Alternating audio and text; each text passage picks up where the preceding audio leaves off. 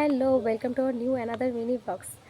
কাল কি জানো এত খুশি কেন? কাল হচ্ছে 4th ফেব্রুয়ারি, আর 4th ফেব্রুয়ারি হচ্ছে সেই ঐতিহাসিক দিন যেই দিন আমি আর বাবাই দুজনে সামাজিকভাবে পরিচিতি লাভ পেয়েছিলাম স্বামী স্ত্রী রূপে। তো কাল সেই দিন, আর 5 বছর পূর্ণ হচ্ছে। তো কিছু তো বাবাইয়ের জন্য সারপ্রাইজ দিতেই হয়। তো আমার পড়ানো হয়ে গেছে, বাবাই জানে না। আমি পড়িয়ে বেরিয়ে এখন যাচ্ছি এমন একটা জায়গায় যেখান থেকে একটা জিনিস নেব বাবাইকে সারপ্রাইজ দেবো বলে। তো এটা 8 বছর আগে দিয়েছিলাম, তো ওর সেই জিনিসটা না মানে ছিঁড়ে গেছে বলতে পারো, মানে ভেঙে গেছে। তো ভাবছি আজকে সেই জিনিসটা দেওয়া যেতে পারে নাকি, মানে দোকানে যাই, কারণ আমি দুদিন ধরে ভেবে রেখেছি, যাওয়াই হচ্ছিল না।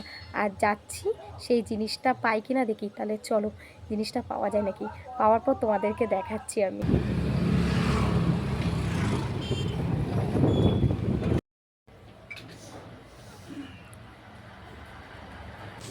আচ্ছা, এখন ফুল নিচ্ছি। আমি বাবাইয়ের জন্য একটা গিফট কিনেছি।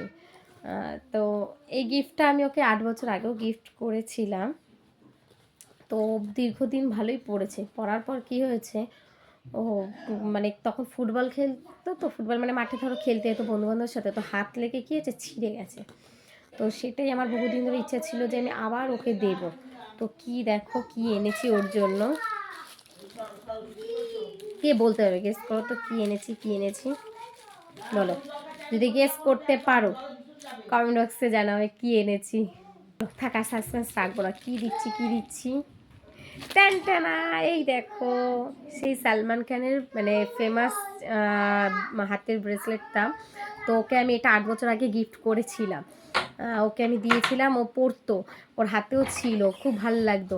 তো এবার ও ওই বললাম যে ফুটবলও খেলতে গিয়েছিল, ফুটবল খেলতে যেতে গিয়ে কোনো এক বন্ধু টান মেরেছে, তো ওইটা ছিঁড়ে গেছে। তো ভেবেছিলাম জয়েন্ট করে দেব। তো দেখলাম আর জয়েন্ট মানে মানে ওটা ঠিক হবে না, হয় আমাকে নতুন করে বানাতে হবে, নয়তো নতুন করে কিনতে হবে। তো অনেক দিন ধরে ভাবছিলাম কিনবো ভেবেছিলাম জন্মদিনে গিফট করব।